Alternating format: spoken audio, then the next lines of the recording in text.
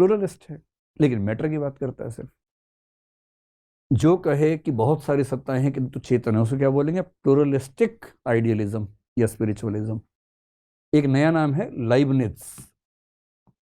ये वो व्यक्ति जिसने कैलकुलस का आविष्कार किया था, गणित में, बहुत भारी दार्शनिक था। ये मानता है कि दुनिया चेतन परमाणुओं से बनी है, असंख्य परमाणु है कि दो चेतन परमाणु है, उसको मोनेड बोलते हैं।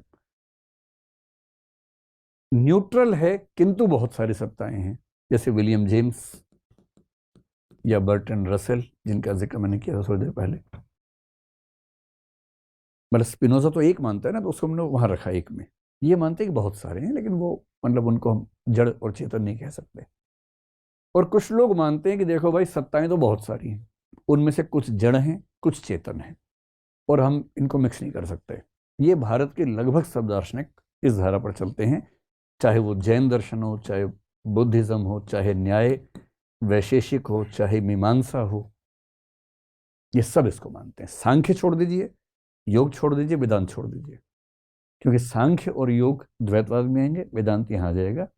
इनको छोड़ के बाकी सारे भारतीय दार्शनिक मानते हैं कि सत्ताएं बहुत सारी हैं और उनमें से कुछ जड़ हैं, कुछ चेतन हैं।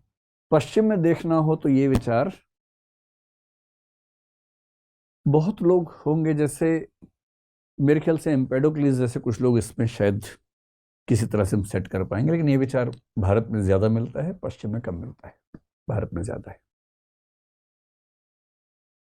एक कविता है, जब मैं साहित्य पढ़ाता हूँ, बच्चे इस मुद्रा में आ जाते हैं जब थोड़ी देर के बाद। कैलाश वाजपेयी कवि हुए, उनकी कविता का भाव ये है: न हमारी आंखें हैं आत्मरत, न हमारे होठों पे शोक गीत, जितना कुछ ऊबना था ऊब लिए, हमें अब किसी भी व्यवस्था में डाल दो। और सर्वेश्वर दयाल सक्सेना मेरे बड़े प्रिय कवि, उनकी कविता है, उसमें एक कवि ना कविता लिखना चाह रहा है। कविता लिखना चाहने से नहीं आती कविता, कुछ लोग बोलते हैं कि वो डिवाइन रिविलेशन होता है, आमद बोलते हैं कि आमद आएगी ऊपर से तो कविता लिखी जाएगी, अब चाह के नहीं लिख सकते। तो एक कवि है, कसम खा के बैठा कि लिख के ही मानूंगा, और कविता की कॉपी बनाई है। कविता सोचिए, कोई नाम कविता की कॉपी बना के लिख के बैठा कि 8 बजे आज कविता का उत्पादन करना ही करना है। सोचता रहा पर कुछ सूझा ही नहीं, और उस कविता, इसी पे कविता लिखी है, कविता लिखने पे कविता लिखी। इसका भाव है: लिपटा रजाई में, सर्दियां आजकल जैसी, लिपटा रजाई में, ठंडक से अकड़ी उंगलियों में कलम पकड़, मोटे तकिए पर रख कविता की कापी, मैंने इस जीवन की गली गली नापी, हाथ कुछ लगा नहीं, कोई भी भाव कम वक्त जगा नहीं। तो आखिरी 2 लाइन आपके लिए हैं: हाथ कुछ लगा नहीं, कोई भी भाव कम वक्त जगा नहीं। और दार्शनिक ऐसा ही व्यक्ति होता है। हम जैसे हम लोग, हमें क्या मतलब इन सब बातों से, मस्त लोग हैं हम तो। वही होता है कि 4 बज गए हैं लेकिन पार्टी हुई बाकी, हम तो उस तरह के लोग हैं, हमें कहाँ इन सब चीज़ों में मजा आता है। लेकिन जो दार्शनिक होता है ना, बेचैन रहता है, कबीरदास की तरह। सुखिया सब संसार है, खावे अरु सोवे, दुखिया दास कबीर है, जागे अरु रोवे। ये जो बेचैनी है ना, जिनमें होती है इंटेलेक्चुअल क्यूरियोसिटी होती है, बहुत बेचैन रहते हैं कि ये कैसे सब चीज़ें बनी, तब फिर ये सब विचार उनके मन में आते हैं। बहरहाल मेरा ख्याल है कि आप लोग मोटे तौर पर सब बातें समझ गए होंगे, और बहुत दर्दनाक अनुभव आपका आज का नहीं रहा होगा। तो अगली बार तक हम कोशिश करेंगे कि जो कई लोग कमेंट्स में लिखते हैं कि हम भी आना चाहते हैं, तो हम एक प्रोसेस निकाल रहे हैं कि बाहर के ऑडियंस भी इस प्रोग्राम में आ सके। आजकल में उसका फॉर्म निकालेंगे, तो जो लोग आना चाहें उसमें उनको बुलाएंगे। आप भी आ सकते हैं, मतलब अगर आपका मन करे तो आप भी हैं और वो भी हैं। कोई बहुत गहरा सवाल है तो पूछिए। मेरा नाम अजय है सर। मेरा सवाल ये है सर कि जैसे बहुत सारे ऐसे हमारे सामने प्रत्यक्ष प्रमाण होते हैं जिनसे हम किसी चीज़ को खारिज कर सकते हैं। जैसे ये कहा जाता है कि रीबर्थ का जो कंसेप्ट है वो इंडियन है, इंडियन ओरिजिन का है, लेकिन स्वीडनबर्ग नाम के इमैनुअल स्वीडनबर्ग एक आदमी हुए, उन्होंने किताब लिखी हेवन एंड हेल। तो उन्होंने ये साबित कर दिया कि उनके पास कुछ ऐसी सुपरनैचुरल पावर्स हैं जो भी हैं कि ये चीज़ें होती हैं।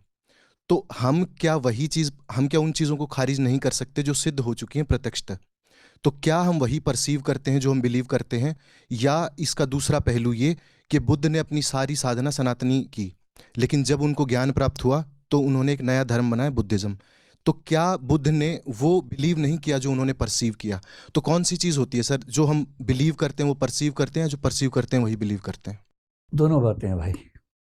कई बार हम जो देखते हैं उस पर विश्वास करते हैं, लेकिन एक समय के बाद हम वही देखते हैं जो हमारे विश्वास के अनुकूल होता है, क्योंकि हमारे देखने का नज़रिया भी वैसा बन जाता है, फिर हमें वही चीज़ें नज़र आने लगती हैं जो हम देखना चाहते हैं। लेकिन जो पहला सवाल आपका है ना, जहाँ तक परसेप्शन की लिमिट्स की बात है, अगर हम कहें कि जो दिखता है वही अंतिम सत्य है, जो जैसे चारवाक ने कहा, चारवाक इस पे फंस भी जाते हैं।